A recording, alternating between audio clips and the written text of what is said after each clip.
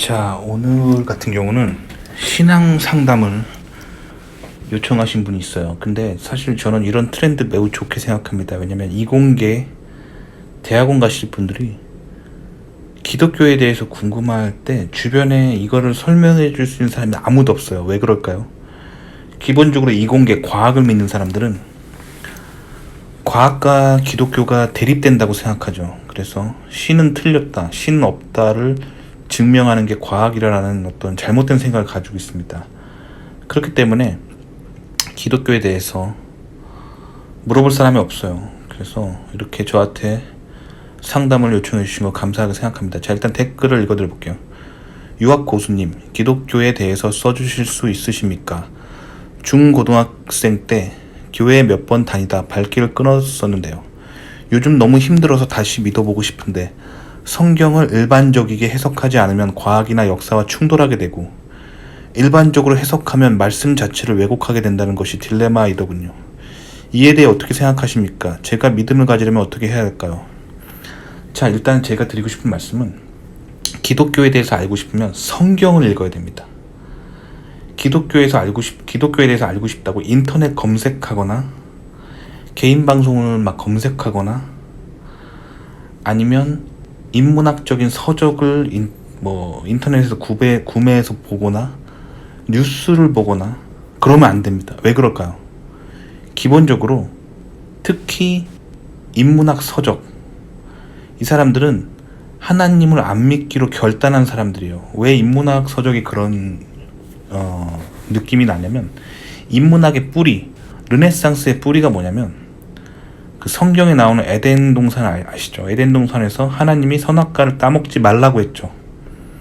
그 결국에 하나님의 주권에 대한 상징이에요, 선악과가. 근데 인간은 사탄의 꾀임에 넘어가서 선악과를 따먹죠. 자, 그래서 성경은 그거를 죄라고 말합니다. 하나님 말을 불순종한 죄라고 말하는데, 르네상스의 뿌리는 뭐냐면 선악과를 따먹었던 그 순간이야말로 인간이 진정 신본주의에서 떠나서 인본주의적인 문화가 탄생한 순간이다라고 그렇게 주장하는 게 르네상스의 뿌리예요. 즉 인문학의 뿌리인 르네상스는 반성경적인 행동이 인간이 계몽된 순간이다라고 말하기 때문에 그 뿌리 자체가 반기독교, 반성경적인 사람들이 계속 쌓아온 학문이에요. 그렇기 때문에 인문학이 말하는 기독교 서적을 읽고 기독교를 이해하면 안 됩니다. 이 뭐랑 똑같냐면, 자, 일본을 이해하려면 어떻게 되냐면 일본에 가야 돼요. 일본 사람들 만나야 돼요. 아시겠죠? 근데 일본을 이해하기 위해서 일제시대 때 일본 사람들한테 고문당했던 그 한국인 할아버지에 찾아가서 일본은 어떤 데입니까? 말하면 어떻게 될까요? 좋은 말 안 나옵니다. 무조건 나쁜 말만 하겠죠. 똑같아요. 미국을 이해하려면 어떻게 되죠? 미국에 직접 가야 돼요. 미국 사람을 만나보고 미국에 살아야 돼요. 근데 반면에 미국을 이해하기 위해서 그 한국에서 농사 짓는 할아버지, 그 맨날 미국산 소고기랑 미국산 농산물이 들어올 때마다 본인 인생이 망하시는 그분을 찾아가서 할아버님, 미국이 알고 싶어요 하면 어떻게 될까요? 좋은 말 안 나오죠. 왜 그럴까? 이 두 부류의 사람들은 일본과 미국의 나쁜 것만 알고 있기 때문이죠. 그러니까 균형 있게 보지 못해요. 마찬가지입니다. 인문학 서적을 통해서 기독교를 보면은 이 사람들은 역사적으로 수없이 많은 기독교인 중에서 실수하고 문제 있었던 사람들만 콕콕 골라가지고 그거를 막 그 논리적으로 막 그 설명하는 사람들이기 때문에 이 사람들이 쓴 책을 보면은 기독교에 대해서 매우 오해하게 됩니다. 그렇기 때문에 기독교 원래 경전, 즉 하나님이 의미하신 그 텍스트 그대로를 공부하는 게 굉장히 중요해요. 그래서 성경을 통해서 반드시 기독교를 이해해야 됩니다. 마찬가지로 과학책을 통해서 성경을 이해하려면 안 돼요. 과학자들은 어떤 사람들이 많냐면, 물론 저처럼 교회 다니고 성경을 읽으면서 과학을 하는 사람들이 있어요. 그렇지만 대부분의 과학자들은 신은 없다, 성경이 틀렸다 라는 마인드로 이미 세팅된 사람들이에요. 그 마인드로 항상 연구를 하기 때문에 인간은 자기의 삶 속에서 자기가 원하는 것만 보는 속성이 있거든요. 그 사람들은 이미 신을 믿지 않기로 결단한 사람들이기 때문에 신이 없어 보이는 순간들만 콕콕 골라가지고 그거를 가지고 과학 논문을 쓰고 그러기 때문에 그 사람들이 쓴 책을 보면 신이 없다라고 느껴지는 거예요. 근데 성경을 보면 하나님이 늘 우리에게 모습을 보여주지 않으시고 하나님은 멀리서 지켜보시다가 우리가 기도하고 필요할 때 요청할 때 오셔서 자신을 보여주시고 뭐 그런 부분들이 있어요. 그리고 어떨 때는 우리의 의지와 상관없이 어느 날 특정 사람에게 나타나서 자신을 보여주시기도 하고요. 즉 하나님이 자신을 계시해서 인간에게 보여주시는 것은 하나님 마음입니다. 즉 하나님 주권이란 말이에요. 그걸 성경에 그렇게 클리어하게 나와 있습니다. 그래서 성경을 읽는 사람들은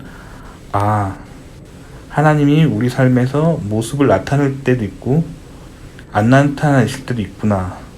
그 타이밍을 인간이 결정할 수 없다라는 그거를 확실히 알게 됩니다. 하지만 이걸 모르는 사람들은 하나님을 믿기로 결단하지 않고 하나님을 안 믿으려고 노력하는 사람들은 하나님이 안 보여요. 그렇기 때문에 그 사람들이 쓴 과학책을 보면은 하나님이 없는 것처럼 보이죠. 즉 종교적으로 신이 없다라고 이미 결단한 사람들이 쓴 책을 보면 신이 안 보이죠. 그렇기 때문에 과학을 통해서 성경을 이해하면 안 돼요.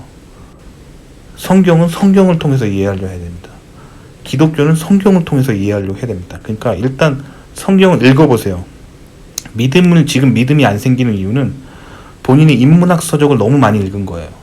그러니까 무슨 말이냐면 하나님 없다라고 하나님을 믿지 않기로 결단한 사람들이 쓴 책을 너무 많이 읽으면 당연히 영향을 받죠. 생각해보세요.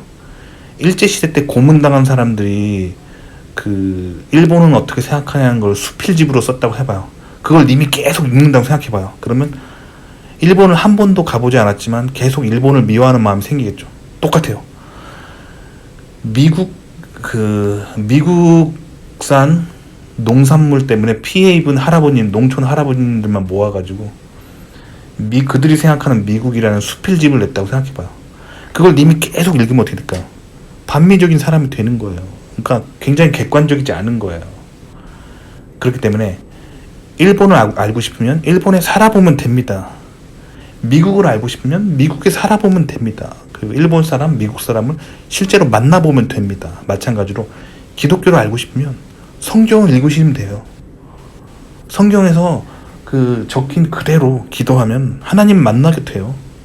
아시겠죠? 그러니까 믿음을 가지려면 일단 성경을 통해서 기독교를 보셔야 됩니다. 일단 성경책을 읽어보세요. 제가 이 영상 댓글에 무료 성경 앱을 링크를 걸어드릴 테니까 조금씩 읽어보세요. 그러면은 하나님이 이해가 되고 성경에서 말하는 대로 기도하면 하나님을 만나게 되실 겁니다. 아시겠죠? 뭐 쓸데없이 인문학 서적을 통해서 기독교를 이해하려 하지 마세요. 기독교를 절대 인문학으로 이해 못해요. 마찬가지로 과학책을 통해서 기독교를 이해하려 하지 마세요. 그 사람들은 이미 하나님은 없다라고 굳게 결심한 사람들이기 때문에 매우 편향된 자료들이에요. 무신론자 과학자들이나 무신론자 인문학자들이 쓴 책을 통해서 그들이 적힌 글에 나타나 있는 기독교를 보면 당연히 편향되죠. 성경을 통해서만 꼭 받아들이셔야 됩니다. 기독교를 이해하기 위해선 성경을 읽으라. 아시겠죠? 도움이 되셨길 바랍니다.